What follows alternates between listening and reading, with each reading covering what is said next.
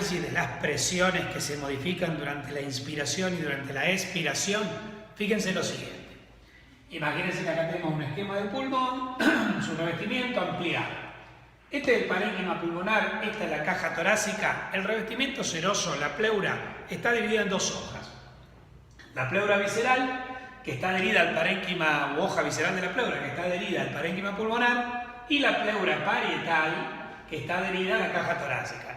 Entre la pleura visceral y la pleura parietal está el espacio pleural, que es un espacio casi virtual que está donde básicamente lo que nosotros encontramos las dos pleuras básicamente adosadas, con una película de líquido pleural, un líquido seroso, de ahí el término membrana serosa para la pleura, que lubrica ambas superficies para evitar que se desgarre el mesotelio, ¿no? Pero acá es exagerado este espacio que te hice, te lo hice así separado para poder explicarte los parámetros, etc. Pero en realidad es un espacio prácticamente virtual donde la pleura parietal y la pleura visceral están adosadas entre sí.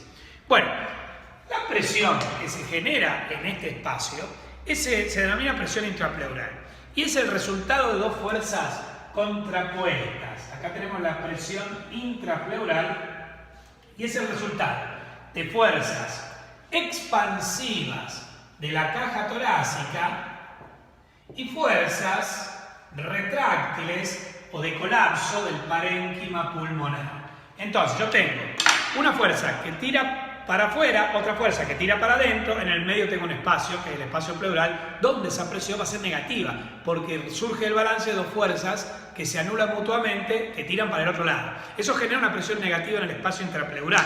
Entonces, la presión intrapleural, que es negativa, y ya van a ver qué valores tiene, es generada por dos fuerzas opuestas, que son las fuerzas A expansivas de la caja torácica y B las fuerzas retráctiles del pulmón. Por la elasticidad de la fibra, la tensión superficial, etc. Bueno, ¿qué pasa? Esto atraería líquido, como la presión es negativa, esto por filtración atraería líquido pleural a la misma, al interior. Entonces, si no existiese una tercera fuerza que elimine ese líquido para que el mismo no se acumule, se destruiría esa presión negativa generada por las dos fuerzas anteriores. Bueno, el tercer factor importante es el drenaje linfático. El drenaje linfático, al eliminar el líquido generado por la presión intrapleural negativa, mantiene una presión intrapleural negativa, tanto en inspiración como en expiración, y eso mantiene el pulmón expandido. Entonces, la presión intrapleural es generada por dos fuerzas opuestas, pero es mantenida por C, que es el drenaje linfático.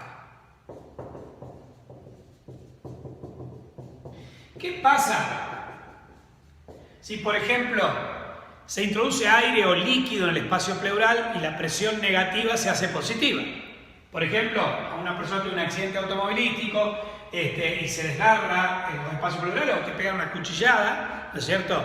Y te produce una solución de continuidad en la pleura parietal. Bueno, en este caso va a entrar aire al espacio pleural, la presión se va a hacer negativa y el pulmón, que estaba expandido hacia la pleura gracias a esa presión negativa intrapleural, se colapsa hacia el ilio pulmonar, es lo que se conoce como neumotórax, ¿sí? También el neumotórax puede ser espontáneo. Cuando te hablan de un neumotórax espontáneo es por la ruptura de bullas, que son como pequeñas burbujitas de la pleura, burbujas de pleura que comunican con el exterior, delgadas, son generalmente defectos embriológicos, y entonces cuando esto se rompe genera una solución de continuidad y el aire puede ingresar puede ser de la pleura parietal, de la pleura visceral, y puede ingresar el aire hacia el espacio pleural y producir el colapso pulmonar. Eso es una motora espontánea. Si no, puede ser una motora traumático. Bien, entonces decíamos, ¿por qué la presión intrapleural? La presión intrapleural es una presión siempre negativa. Presión intrapleural siempre negativa. Esta presión en inspiración suele ser de menos 7 milímetros de mercurio respecto de la presión atmosférica que se considera, o sea, 753 milímetros de mercurio si vos respirás a nivel del mar. Mientras que en expiración sigue siendo negativa, pero es de menos 4 milímetros de mercurio, o sea, 756 milímetros de mercurio en términos absolutos. Ahora bien, en el parénquima pulmonar, en los alveolos tengo una presión que es la presión intraalveolar. Esta presión intraalveolar del interior de los alvéolos va a ser vía positiva o negativa según sea inspiración-expiración. Así, por ejemplo, en inspiración se hace negativa, menos 1 milímetro de mercurio, lo que sería más o menos 759 milímetros de mercurio en términos absolutos. Mientras que en expiración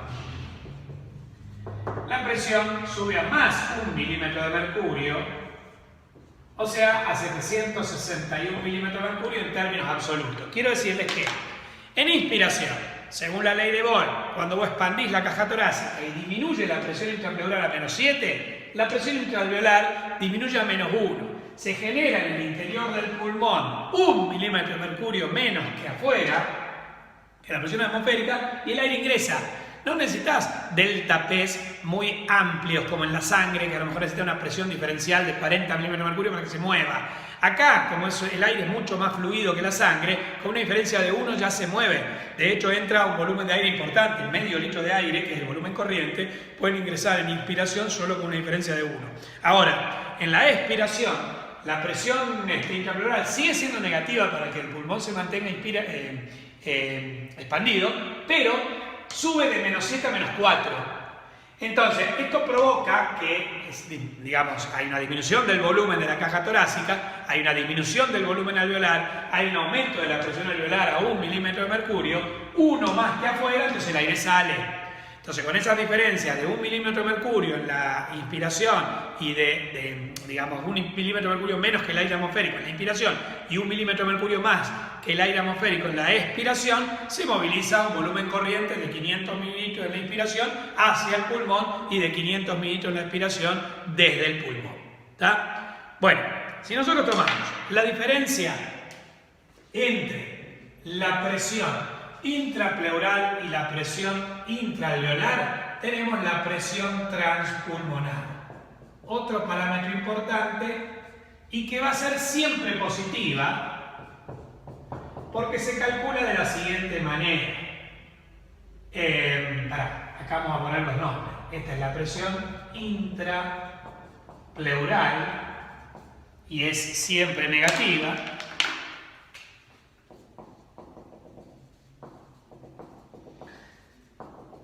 Esta es la presión intraalveolar.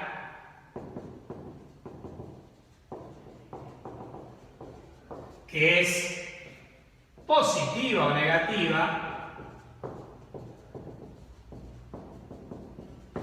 Y esta es la presión transpulmonar, la PTP.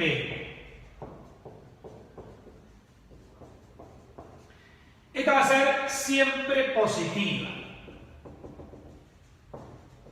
¿Por qué? Porque se calcula por esta fórmula que es presión transpulmonar igual a presión intraalveolar menos presión intrapleural. Entonces, aplicando esa fórmula a la inspiración,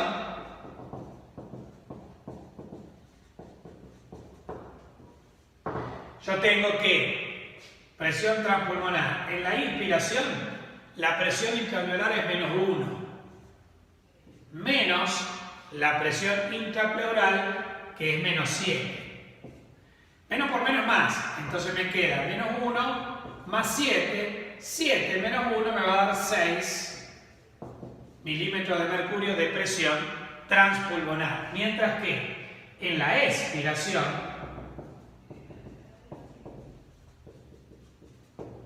yo tengo que la presión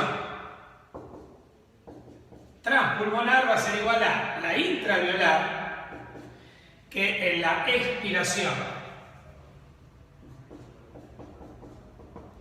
es de más 1 menos 4, que la intraalveolar en la expiración es de menos 4 milímetros de mercurio. Entonces menos por menos es más, me va a dar 1 más 4, va a ser de 5 milímetros de mercurio. Fíjense una cosa, esto nos lleva a otro concepto. Fíjense que la presión transpulmonar en inspiración y en expiración para manejar el mismo volumen de aire va a ser mayor en la inspiración que en la expiración. Esto se conoce como histéresis y aparentemente estaría determinado por las modificaciones de la tensión superficial en la inspiración y en la expiración. Bueno, ahí tiene el análisis de las presiones pulmonares en inspiración y en expiración, de la intrapleural, de la intraalveolar y de la transpulmonar.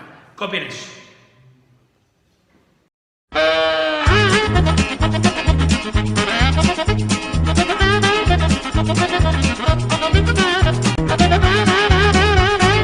Bueno, y al igual que en el ciclo cardíaco, nosotros en las clases de fisiología de trabajo mecánico del corazón analizamos curvas de presión y volumen a lo largo del ciclo cardíaco, que tenía 4 fases. En el ciclo respiratorio, que tiene 2 fases, inspiración y expiración, también se pueden graficar las presiones y los volúmenes, y de esta manera también vamos a ver 2 cosas. Vamos a dejar gráficamente expresada la ley de Boyle y también el fenómeno de la histéresis. Entonces miren, por ejemplo, si yo te grafico para la inspiración y para la expiración, acá los volúmenes en mililitros y acá las presiones en milímetros de mercurio, se pueden también graficar en centímetros de agua, como lo grafica algunos libros como el Guyton, porque recuerden que son las 2 unidades que se utilizan habitualmente para la fisiología pulmonar. En cambio, en la fisiología cardiovascular se utiliza el milímetro de mercurio. Acá te las puse en milímetros de mercurio porque es más fácil de relacionar con la presión atmosférica en milímetros de mercurio, pero se puede hacer de las 2 maneras. Bueno, de este lado puse las presiones absolutas, acá. Mientras que de este lado puse las presiones relativas. Por ejemplo, yo acá puse que esto es 0 milímetros de mercurio y esto equivale a 760 para una fisiología respiratoria a nivel del mar. Entonces, cuando yo diga más 1, implica 1 más que 760, o sea que serían 761. Entonces, de este lado las presiones relativas, de este lado las presiones absolutas. Entonces, veamos qué es lo que pasa. En la inspiración, la presión intrapleural baja a menos 7 milímetros de mercurio, ¿sí? O sea, 753 milímetros de mercurio en términos absolutos, y esto provoca que, como el pulmón está expandido a la pleura, está pegado a la pleura, por esa presión negativa, baje la presión intraalveolar a menos 1 milímetro de mercurio. Siendo la presión atmosférica de 0, o sea de 760, el aire va a ingresar. ¿Y qué volumen ingresa? Se denomina volumen corriente, y este volumen corriente es de aproximadamente 500 mililitros. En la expiración, al producirse la relajación de los músculos, esto produce que aumente la presión intrapleural a menos 4 milímetros de mercurio, siempre negativo, es decir, a 756 milímetros de mercurio en términos absolutos. Esto provoca que aumente la presión intraalveolar a más 1 milímetro de mercurio, o sea, 761 milímetros de mercurio, y entonces, al ser mayor que la atmosférica, el aire sale y se produce una pérdida de 500 mililitros de volumen corriente. Quiere decir que en la inspiración tranquila, en un individuo en reposo, entran 500 mililitros al pulmón y en la expiración salen 500 mililitros del pulmón.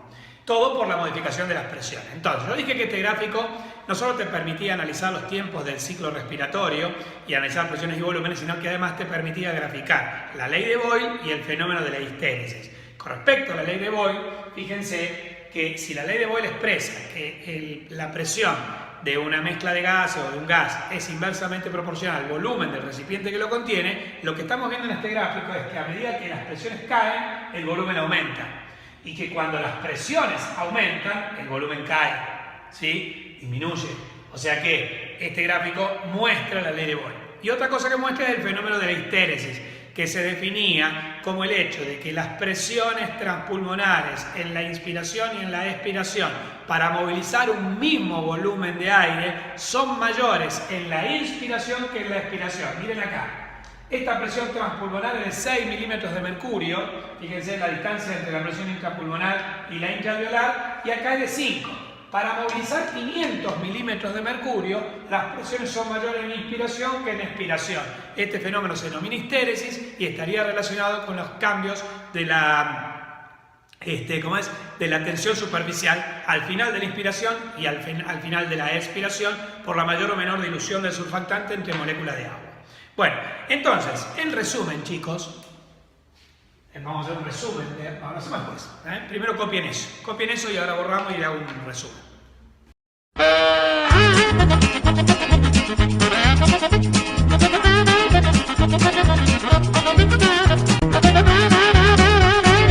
Bueno, resumiendo el ciclo respiratorio y la ventilación, tenemos que durante la inspiración se produce la contracción de los músculos estriados esqueléticos respiratorios como el diafragma. Esto produce aumento del volumen de la caja torácica. Esto provoca disminución de la presión intrapleural a menos 7 milímetros de mercurio, o lo que es lo mismo 753. Esto produce una disminución de la presión intraalveolar a menos 1 milímetro de mercurio, o sea 759.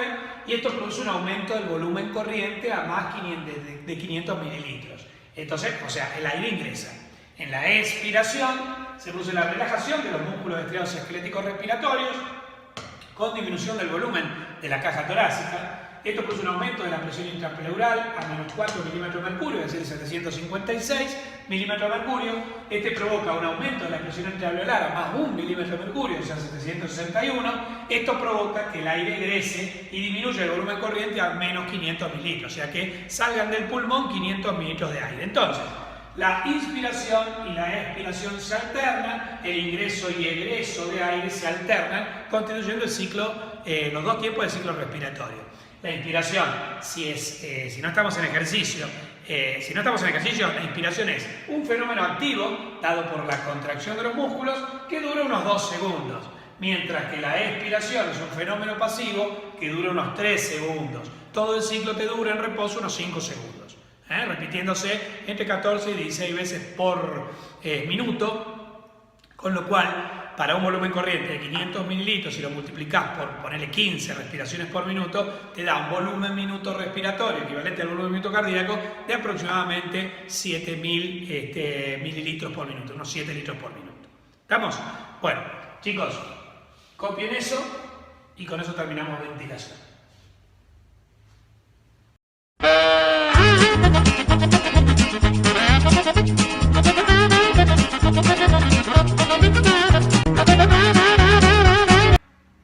Bueno, pues este es el primer tiempo de la fisiología respiratoria. En la próxima clase vamos a hablar de hematosis, después de transporte, lo vamos a ir dando en el tiempo en el cual el intercambio de gases se va produciendo, porque esa es una manera más ordenada de dar las cosas. Nos vemos en la próxima clase y sigan cuidándose.